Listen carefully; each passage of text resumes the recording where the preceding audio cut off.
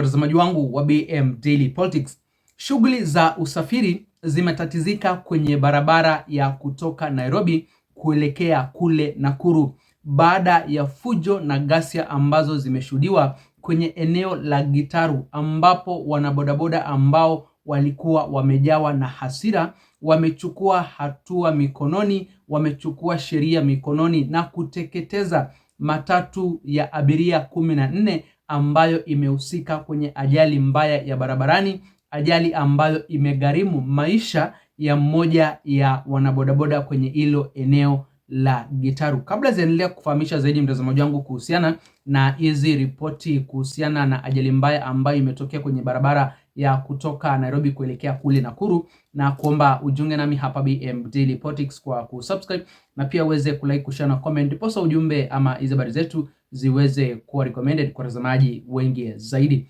Na mtazamaji, hali ya wasiwasi inaendelea kushuhudiwa kwenye eneo la Gitaru, ambapo vijana wa bodaboda wanaendelea kukita kambi sasa hivi baada ya kuliteketeza ama kulichoma lile gari la abiria 14 matatu ambayo imemgonga mmoja ya wanabodaboda asubuhi ya leo na kutamatisha maisha yake. Watazamaji wangu, kuna mtindo ambao umekuwa ukishuhudiwa hapa nchini Kenya baada ya wanabodaboda kuhusika kwenye ajali. Mara mingi tumekuwa tukishuhudia vile ambavyo wanabodaboda wamekuwa wakichukua sheria mikononi, wanaamua kuteketeza magari ambayo yamehusika kwenye hizo ajali. Sio mara moja watazamaji wangu, na sio mara mbili, bali kuna visa kadhaa ambavyo vimeweza kuripotiwa mwaka wa 2025 ambapo vijana wa bodaboda, watu wa bodaboda wamekuwa wakiteketeza, wamekuwa wakichoma magari ambayo yamekuwa yakihusika kwenye ajali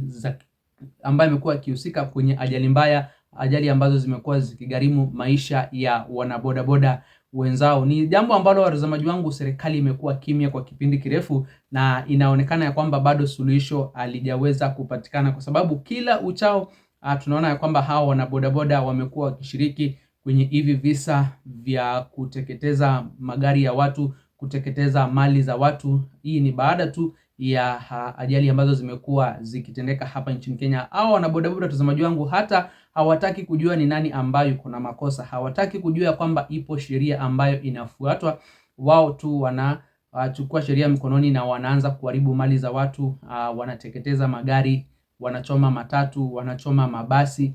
Ni hivi tu majuzi watazamaji wangu, kuna basi lingine ambalo liliweza kuteketezwa, na ni jambo ambalo watazamaji wangu linastahili kuangaziwa kwa undani ili kukomesha madhara zaidi, kukomesha uharibifu wa mali zaidi tunapoingia pale mwaka wa 2026. Watazamaji wangu, tukiachana na hizo vuta ni kuvuta ambazo zimeshuhudiwa kwenye barabara ya Nairobi Nakuru Highway, kuna breaking news zingine ambazo tunazipata kutoka kule Isiolo County, ambapo vijana wa Gen Z wameandamana kwa mara nyingine wakidai haki kwa mwenzao ambaye aliaga dunia kwa njia za kutatanisha, ili hali maofisa wa usalama wamekuwa kimya, hawajakuwa wakiwapea usalama wa kutosha.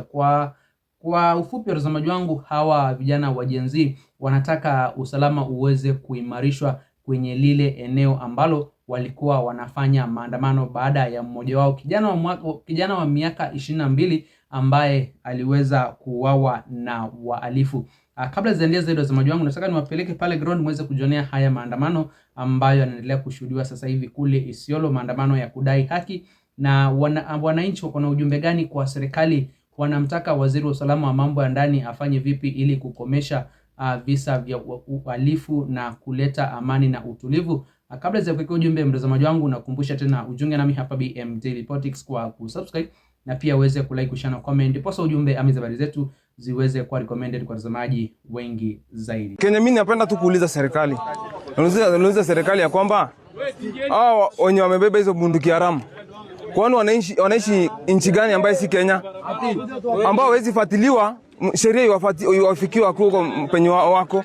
Na hapa ni ya kwamba si bunduki inaua watu, ni watu ndio wanaua watu. Hapa ni watu ndio wanaua watu. Kwa hivyo serikali tunaomba hizo bunduki zote ambazo ni haramu zinakuja kuua watu zizorokotwe, na wao wenye kufanya hiyo kazi washikwe wote na wawekwe kwa sheria. Hizo yani kutoka kambi ya juu kula area hakuna, huwezi fuga kuku, huwezi fuga ng'ombe, huwezi fuga mbuzi, huwezi weka stock mzuri. Yani hata sherehe yako kupiga unauawa. Yani kifo kwetu imekuwa kama ni kitu ya kawaida kwetu. Sisi kama vijana wa Bila Pesa tunasikia uchungu sana kupoteza mmoja wetu, kwa sababu hatuna security. Tuko na kambi hapo, kambi ya juu, lakini wote ni madoanzi, wamelalisha. Wamelalisha sana kila siku, lakini wamama tei wakipika tei wanakamatwa return kila siku. Lakini sasa tukisikia jamaa amekufa, hakuna justice, hawezi ongea. Jamaa ameuliwa mbele yao, hawaongei. Sisi tunataka wachukulie mambo seriously. Sisi kama Gen Z, kama youth, hakuna mtu anatuchukulia serious. Tunaumizwa, tunanyanyazwa. Mbona na kuna haki? Jamaa yetu moja Tezi, kijana mdogo wa 27 years, hana tamkidi. Mdogo sana. Na Mendengo ameenda hivyo. Ni mdogo sana. Lakini masansi wakisikia Mandenga hawezi tokea. Na wako na zao.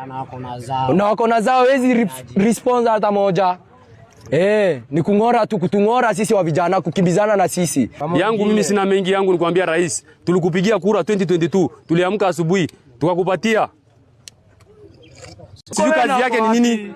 Murkomen, kazi yako tujiona kabisa. Isiolo kila mahali ukisikia mali inaenda. Kuna kijana mmoja juzi alipigwa risasi na mbuzi imeenda. Ako na alama paka sasa bado hajapona.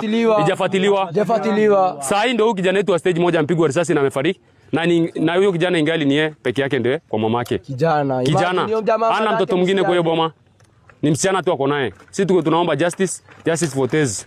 Justice for Tezi. Maji, kama vile ambavyo umeweza kusikiza, hayo ni malalamishi na mambo ambayo yanawashinikiza hawa vijana wa Gen Z kuingia kwenye maandamano.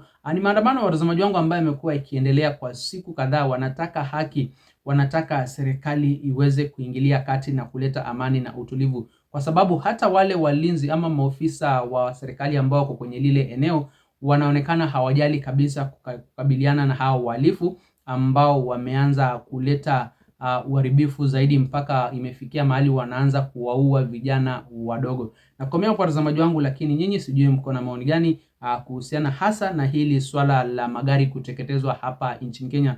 Huu mwaka 2025 watazamaji wangu, tumeshuhudia visa vingi sana vya vijana wa bodaboda wakishiriki kuteketeza magari ambayo yamekuwa yakihusika kwenye ajali za barabarani na wanabodaboda. Kwa maoni yako mtazamaji wangu, unaona ni njia gani mbadala ambayo inastahili kutumiwa na serikali ili kukomesha visa kama hivi pale mwaka wa 2026 na kuendelea mbele?